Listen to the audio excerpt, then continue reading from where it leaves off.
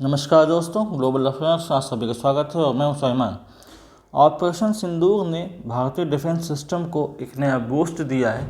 भारत ने ऑपरेशन सिंदूर में काफ़ी हद तक इंडियन प्रोडक्ट का इस्तेमाल किया था, इंडियन डिफेंस सिस्टम का इस्तेमाल किया था, चाहे ब्रह्मोस हो, आकाश तीर हो या दूसरे डिफेंस प्लेटफॉर्म्स, उनका इस्तेमाल किया गया और उन्होंने पिन पॉइंट एक्यूरेसी के साथ ऑपरेशन सिंदूर में और पोस्ट ऑपरेशन सिंदूर के बाद इंडिया पाक कॉन्फ्लिक्ट में अच्छा परफॉर्मेंस दिया।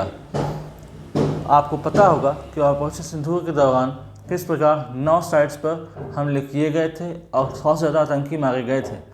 इसमें भारत ने अपने डिफेंस प्रोडक्ट का इस्तेमाल किया और उन्होंने इफेक्टिवली काम किया। फिर जब एस्केलेशन बढ़ा इंडिया और पाकिस्तान के बीच, तब ब्रह्मोस मिसाइल्स ने 12 पाकिस्तानी एयर बेसेस को उड़ा दिया था और वहाँ पर पूरा धुआं कर दिया था। आप सभी को पता है इंडियन डिफेंस सिस्टम की एफिशिएंसी, उनकी लीथलनेस और उनकी एक्यूरेसी, ये देखकर काफ़ी कंट्रीज़ इंटरेस्टेड हैं हमारे डिफेंस प्लेटफॉर्म्स को खरीदने में, हमारे डिफेंस सिस्टम को खरीदने में। अब अगर हम बात करें ब्रह्मोस की, तो ब्रह्मोस एक आइकॉनिक मिसाइल है, एक क्रूज मिसाइल है जिसकी इनिशियली रेंज 290 किलोमीटर रही है और फिर इसको बढ़ाकर 450 किया गया और अब नया वेरिएंट जो है इसका 800 किलोमीटर के लगभग है। ब्रह्मोस की बात करें तो ब्रह्मोस इंडिया और रशिया का जॉइंट प्रोडक्शन है। इसका नाम 2 नदियों से मिलकर बनाया गया है, ब्रह्मपुत्र एंड मास्कोवा ब्रह्मोस। तो इसकी लिथिलिटी इतनी हद तक थी कि पाकिस्तानी जो मिलिट्री सिस्टम है वो समझ नहीं पाया कि कैसे रिस्पॉन्ड करना है, न्यूट्रलाइज नहीं कर पाया। क्यों? ब्रह्मोस चूँकि एक सुपरसोनिक मिसाइल है, इसकी स्पीड है 3 मैक, यानी कि साउंड की स्पीड से 3 गुना ज़्यादा। तो इतना टाइम एनी के पास रहता नहीं कि वो इंटरसेप्ट कर सके और न्यूट्रलाइज कर सके या कोई दूसरा मिसाइल भेज सके जो ब्रह्मोस को नष्ट कर पाए। तो उसके पास इतना टाइम था ही नहीं। जब देशों ने देखा ग्लोबली कि किस प्रकार से ब्रह्मोस ने काम किया है in real war like situation, इससे उन देशों को संतुष्टि हो गई कि अगर वो इसे खरीदते हैं तो उनके लिए भी इफेक्टिवली काम करेगा। अब अगर बात करें कि कौन कौन से ऐसे बायर्स हैं, पोटेंशियल बायर्स हैं जो कि ब्रह्मोस खरीदना चाहते हैं, इंटरेस्टेड हैं, तो हम आपको बताते हैं कि अगर हम बात करें साउथ ईस्ट एशिया में, तो फिलीपींस को हम डिलीवरी कर चुके हैं ब्रह्मोस की। 2 डिलीवरी हो चुकी है।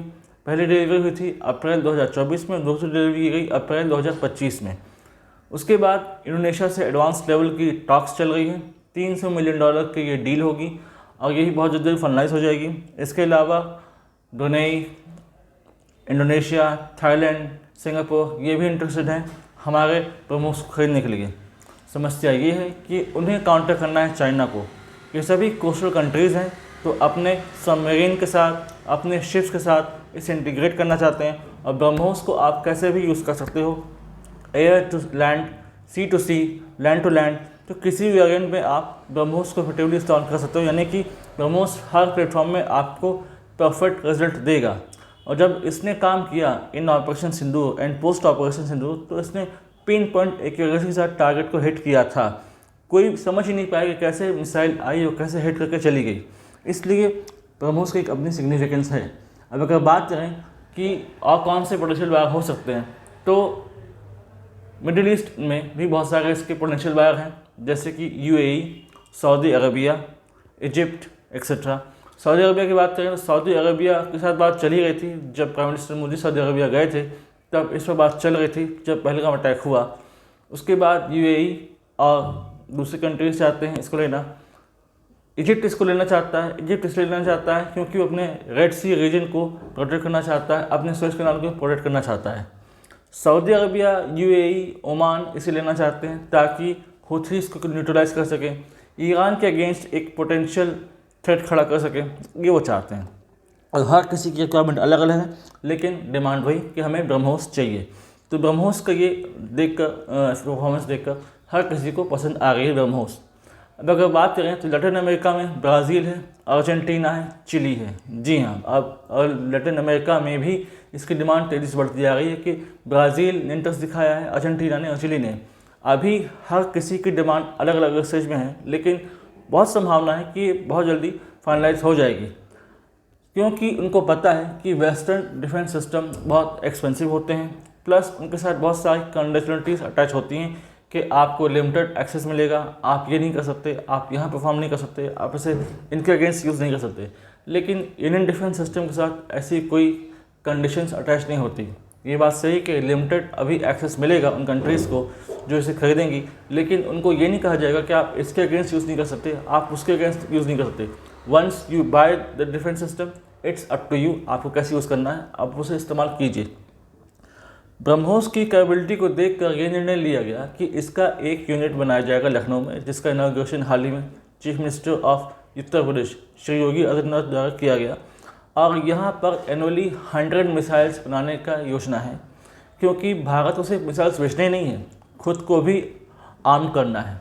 क्योंकि हमारे पास दो एडवर्सरी है, पाकिस्तान और चाइना, तो दोनों को न्यूट्रलाइज करना बहुत ज़्यादा जरूरी है। दोनों को ये पता होना चाहिए कि हमारी वार रेडीनेस, हमारी वार कैपेबिलिटी किस हद तक की है, और जो बायर्स हैं, पोटेंशियल बायर्स हैं, तो उनके भी रिक्वायरमेंट पर ध्यान दिया जाएगा। साथ ही साथ जो फॉरेन बायर्स हैं उनके पर्सनल्स को, उनके डिफेंस पर्सनल्स को ट्रेनिंग दी जाएगी, ताकि वो समझ सकें ब्रह्मोस को कैसे यूज़ किया जाता है, उसे कैसे ऑपरेट करना है, और दूसरा defence system. Apart from that, सिर्फ ब्रह्मोस ही नहीं, दूसरे डिफेंस सिस्टम भी नज़र में आए हैं, जैसे कि आकाश तीर, आकाश एयर डिफेंस।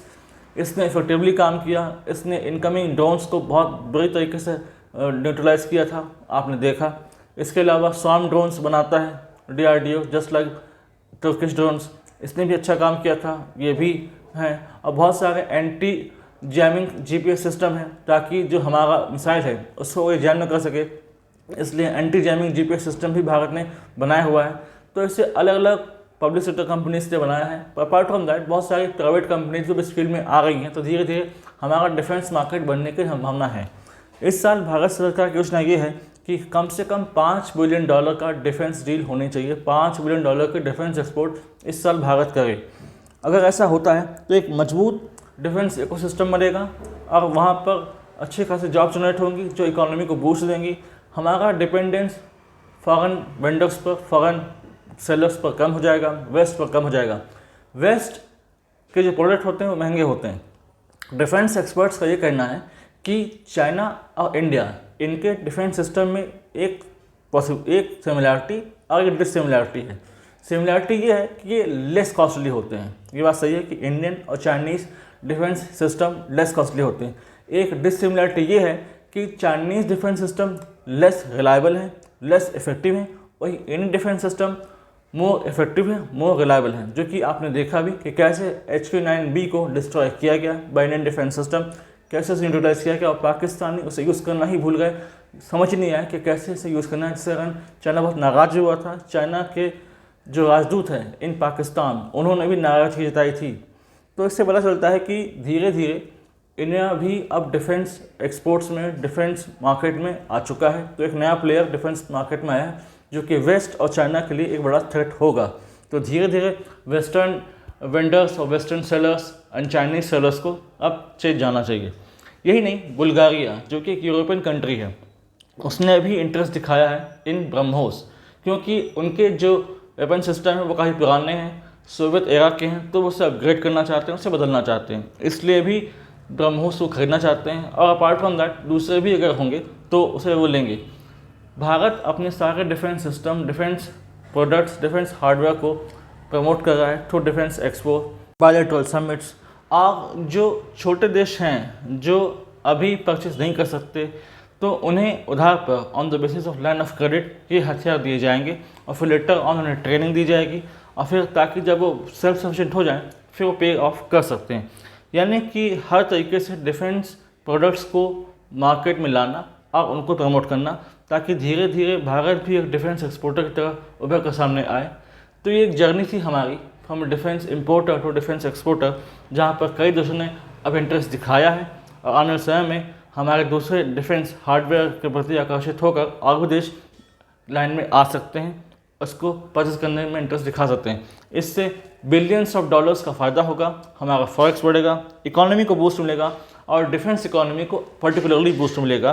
तो कुल मिलाकर आप कह सकते हैं कि ऑपरेशन सिंदूर का एक पॉजिटिव इम्पैक्ट, एक पॉजिटिव फॉल आउट किया कि भारतीय डिफेंस हार्डवेयर की मांग ग्लोबली बढ़ने लगी है, और जिसका फ़ायदा भारत आने वाले समय में जरूर उठाएगा। इस संबंध में और अगर इन्फॉर्मेशन आती है तो मैं आप लोगों के लिए एक सेपरेट वीडियो बना दूंगा। Do like, share, subscribe the video and widely spread this video for the knowledge of people. यदि आप हमसे जुड़ना चाहते हैं तो आप इंस्टाग्राम टेलीग्राम के थ्रू हमसे जुड़ सकते हैं। इसका लिंक डिस्क्रिप्शन में है, आप जाइए और इसे ज्वाइन कीजिए और इस फैमिली का हिस्सा बनिए। Thanks for watching. जय हिंद, जय भारत।